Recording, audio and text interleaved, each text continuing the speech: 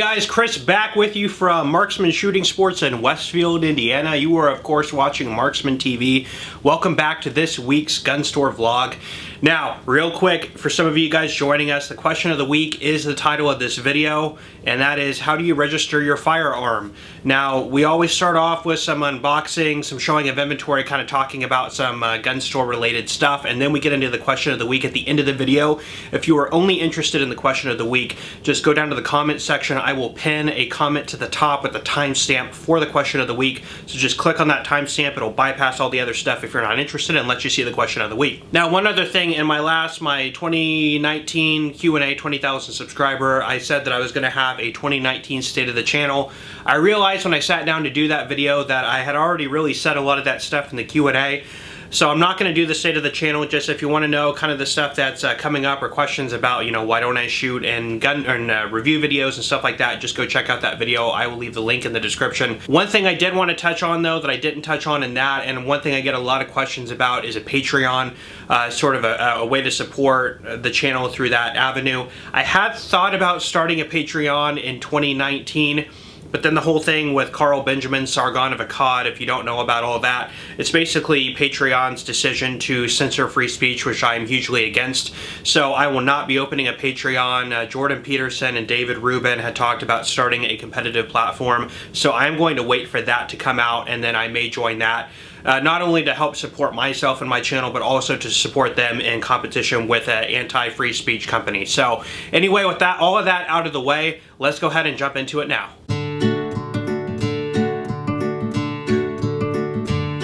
Alright, so I wanted to start this off with just some inventory, especially because we're going into 2019, show you guys some of the cool stuff we got in over the holidays.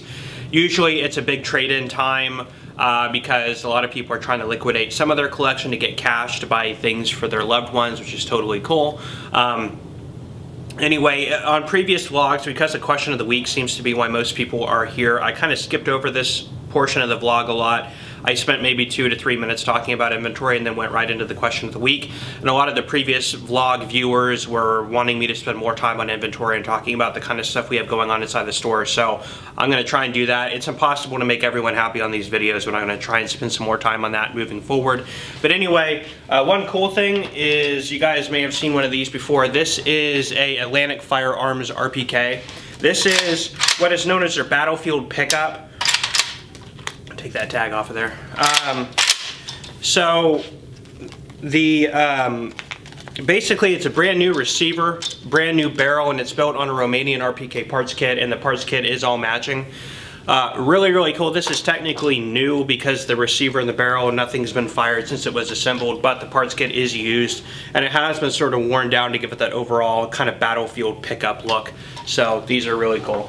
So you guys have seen these. These are the 9611 Swiss Schmidt Rubin rifles. I'm not going to talk too much about these, but I did just put these up on our website, cheapgunsusa.com. So if you're interested in these, you can pick one up there. Free shipping, and they can go to a CNR.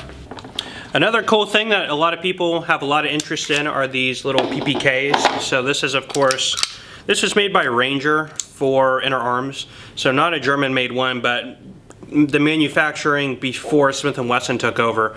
Stainless steel. Of course, the Smith & Wesson one has an extended beaver tail, which the Inner Arms ones and the original German ones do not. This is actually the PPK-S, so it does have a longer grip frame here, but the standard PPK slide length. So really cool, very iconic pistols, and these sell almost as quickly as we get them in, so I'm going to be listing that today here in the store. Another one I have is another Bulgarian Makarov. This one is in very good condition, still covered in cosmoline, so get that safety off. Man, okay. Sorry, the safety is very gunked up with cosmoline, so you could kind of tell that this has just been sitting in storage for a long time, but I just got this one in. I have been getting in shipments of these, but like I said, I'm just getting them in kind of ones and twos right now, so did just get one in. Here I have a Browning A-bolt and 270 Winchester. It does have the Boss system here on the end. These are pretty cool, very iconic, stainless steel with a synthetic stock. Not much else to say about it, but this is actually maybe the only second or third A-bolt I've ever gotten in here. So, very nice rifles. Now this one is up on Gunbroker. I just posted it last night, so if you're interested in checking this out, just to kind of see where it might go in the marketplace, or even if you're interested in purchasing it, go check it out there. My handle is Blaze _ball. I'll leave that right here. But anyway, go check that out if you want to follow it, see how it does. So one thing I wanted to show you guys that Springfield is doing, which is actually kind of cool. This is their Defender, what they call their Defender series. And what it is simply one of their, I have to kind of hold it up, first generation XDs, and they do this in like the subcompact and the standard size, the 4-inch and the 3.5 inch or 3.8 inch, whichever it is. And all you get in the box is the handgun. It is brand new. You get a test target, and you get a cleaning rod, safety lock, and little oil packet, and just the one magazine, and then they give you an instruction manual. And like I said, the gun is brand new, and like we're going to be selling them at $299. So for somebody who wants a really nice quality, you know, XD handgun, which is really functionally no different than like the Mod 2 or the XDM, it's just some of the old kind of creature comfort features on it, you know, then that's a really good viable option. That competes directly with like the Smith & Wesson SD line, and in my opinion is a very good competitor in that regard. So for the same price, you can get a new Springfield old generation XD. So pretty cool little thing that they're rolling out, and we're stocking them in our store. You guys will probably start seeing them around. One last thing I wanted to show you guys that I just got in is an Army Sport, and I'm actually going to have this featured in a video coming up. Oh, that's beautiful. This is, kind of take a look at this. 2 hours later.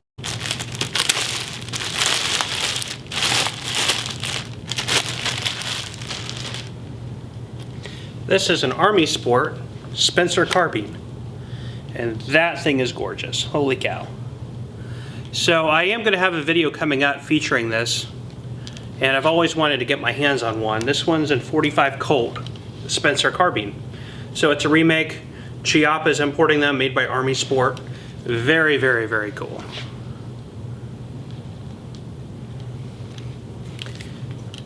I saw a video that Hickok 45 did on one of these, and I wanted to get one in for sure.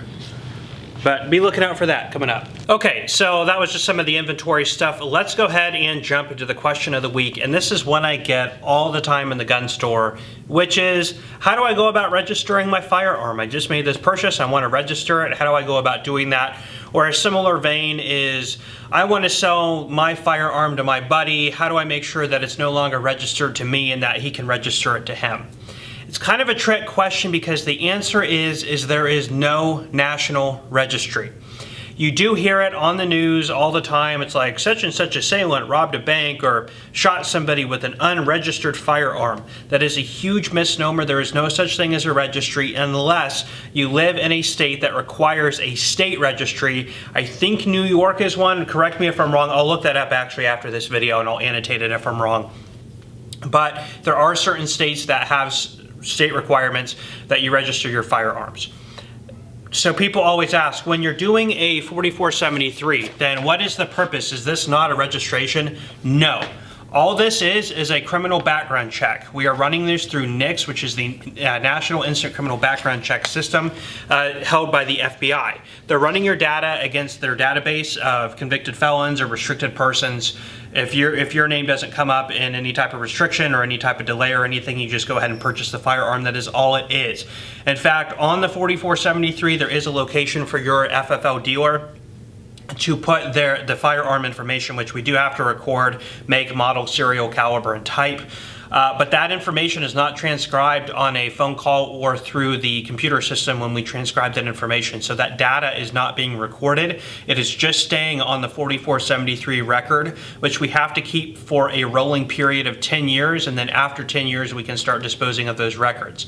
Now, there's a very interesting video that was done. I will try and find it. It's been probably about a year or so since I watched it, but I'll go look for it and leave a link to that video in the description. And it's basically a video taken at the NICS, the the ATF Tracing Center, which is the facility that is in, or the department that is in control of doing a firearms trace. So people think, well, if there's no registry, then if a firearm is used in a crime, how do they know who the gun belongs to? Well, that's done through a trace. And what a trace is say, let's just say a Glock 19 is found at the scene of a murder. The police get there, they control the firearm. What they will do is they will contact Glock and give Glock that serial number. Glock, as a manufacturer, is responsible for keeping records on every single firearm they manufacture. They keep them in their books or their database. So they can go look up that serial number, see when it was made, and then they can see what wholesaler that they shipped that firearm to. The police or the FBI then goes to the wholesaler and says, okay, you received this Glock 19 with this serial number. It left Glock's facility on this date. Please go to your transaction records and see what dealer you sent that to. So they do that. They say, okay, we sent it to Marksman Shooting Sports in Westfield, Indiana. That's us. The tracing center then calls us and says, okay, XYZ wholesaler sent a Glock 19 to you with this serial number. Please go in your logbooks and find which transaction this belongs to. So I go through my logbooks, okay, I find the Glock and I see who it was logged out to. I also have a transaction number that ties it to the 4473 that the customer completed. I then go into my filing cabinets, I pull that 4473, and then I give that information to the police. It's not the police, it's the ATF. I have to do that. It's part of every dealer's responsibility that they have to give up that information if you were involved in a trace. Then, say it was you who bought that firearm, they will contact you and say, listen, this firearm was found at the scene of a crime. The paperwork leads it to you. Where is the firearm? Hopefully, if you sold it, you have a receipt or some sort of proof that you disposed of the firearm. You then give that information to them. The trace continues and they go to that person you sold it to. So that is basically the process. That's how a trace works. That's how they find out what firearms are connected to what people. If there is a hole or a gap anywhere in that trace, then the trace ends there. The trace could end with you if you sold it to somebody and didn't get a receipt. Now, of course, if you have an alibi and you obviously have proof that you were nowhere near the scene of the crime or have anything to do with it, then the trace just stops with you, and then they need to go through other methods of finding the person. But keep in mind, it could still get you in trouble if the trace ends with you, and for some reason there's other suspicious things that point you to that. So again, that's why I always recommend kind of covering your bases, because that's how a trace works. Now, there are a lot of people who say, well, then why don't we want a registry? You know, isn't there... This is usually a big kind of push that a lot of anti-gun people want, is let's have firearms registered. And there are basically two things. So they cannot keep a digital record. What I mean by that is a registry is where you can take any firearm, plug in the serial number, and then up pops the last registered owner. Or you can put in any person's name and up pops a list of every gun, make, model, serial number that have been registered to them. Kind of similar with a car. I mean, you can go on your BMV and you can look up the vehicles that are registered to you, the VIN numbers, and that's similar with the firearm. That's kind of the idea. Now, at that tracing center, and it's interesting because, again, go watch it in the video. I will have a link. They have all the records. Like if a gun store like mine goes out of business, we have to ship them all of our 4473s. The closest they can get to digitizing those copies is by putting them on microfilm. They, again, cannot have a digital record. They actually have shipping containers in their parking lot filled with boxes that are dated with different gun store names on them and everything like that. Where when they're doing a trace, say my gun store went out of business, but the trace ended with my gun store, and they have all my records there, they will go to the shipping container with all my records in it, sift through all the paper, and pull the one that they need. So that's how archaic it is. But I prefer it that way because then that means we don't have a database. So what are some reasons we don't want a database? Well, there's basically two big ones, or a registry is what I'm trying to say. The first most obvious is, in the event of a gun confiscation, it is very easy to determine where the firearms are. If you are required by law to keep firearms registered, you can no longer use the excuse, I sold it, I don't know where it is. Currently, without a registration, you can use that excuse. So if there is a confiscation, I'm not trying to coax anybody into breaking the law, and again, I'm not an attorney, I can't I make no claims on determining what the current laws are, what the future laws will be, or how you should apply yourself or interpret them to those laws. But say there is a sweeping gun ban and you want to bury all of your guns. Police come knocking at your door saying, well, we had these 4473s that say you bought a few guns a couple years ago. Where are they? Say, well, I sold them. Okay. You don't have to have proof that you didn't. You don't have to have proof that you did. They'll just have to say, okay, I guess you don't have them then. Meanwhile, they're buried 10 feet under your backyard. So with a registry, though, you can say, okay, these guns are registered to you. Where are they? Well, I sold them. Well, how come other people didn't register those guns, or why didn't you unregister of ownership of those firearms? Well, I don't know. Okay, well, you didn't register your guns, you didn't unregister your firearms, you've now committed a felony, come with us, sort of thing. So it kind of forces you through that bottleneck of following those laws, and us as gun owners, legal gun owners, we like to follow laws and not be caught breaking any type of law. So it forces us to either A, become a felon, or B, give up exact ownership, location, make, model, quantity of everything we own, which of course people don't want. The second thing is if you institute a registry, that could in and of itself turn into backdoor legislation to a gun ban in itself. What I mean by that, if you put a gun registration in place, you have to go down to register your firearms. Where is that going to take place? Okay, let's say that every license branch will now be set up to take gun registration. So every license branch now has to double in staff, or the lines are going to quadruple, because there's going to be more people registering firearms and registering cars probably, because they're a lot more liquid asset, they're a lot cheaper, people own more guns than they own cars. So the lines will be backed up. So not only A, if they don't increase number of people, then there's the amount of time. So you buy one gun, a Mosin Nagant, you realize in the back of your head, if I buy this gun, I'm going to have to go sit in line for 6 hours to get this thing registered. Is it really worth it to do that? I'm going to have to take off a half day of work. Screw it, I'm not going to buy it. Because there's that could happen. Then they could add a whole new wave of people, or maybe a whole new section of different branches of gun registration locations where you can go to get your firearm registered, which incurs a lot of cost. What does that mean? That's higher taxes, or they have to charge the gun owner for registration. Well, who sets what the fee is? The fee could be, $600 to register your gun. Or they could make the fee outrageous like that to prohibit people or to incentivize people to not register guns.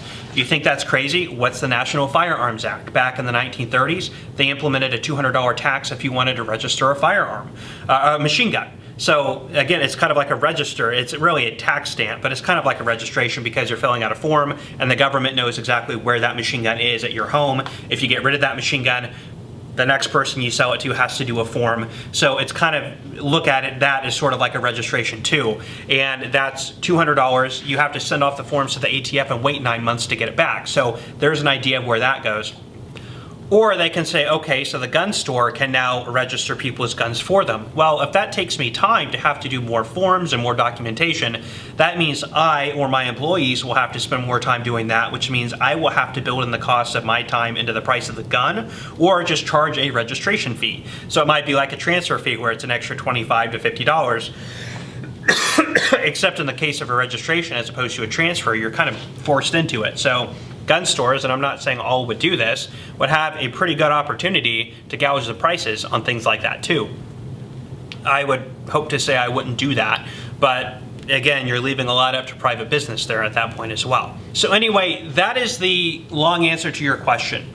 There is no such thing as a registry. When you are purchasing a firearm at a gun store and doing a 4473, you are not registering the firearm. You are just doing a criminal background check. If you want to sell it to your friend, that gun is not in your name or anybody else's name. It does not need to be turned into somebody else's name. If you want, you could have your friend come into a gun store and do a background check. All gun stores charge that fee, but again, that is all they are doing is a background check. They are not registering anything. Anyway, guys, I will leave that there for you. If you have any questions, leave those down in the comment section, or if you want to add any of your own personal inputs to this, leave that down in the comment section as well. If you enjoyed this video, please let me know by hitting that like button. Please consider subscribing to the channel and hitting that notification button if you would like to see more content like this. I will leave you guys there. I am Chris with Marksman Shooting Sports in Westfield, Indiana. You are watching Marksman TV. I will see you next time.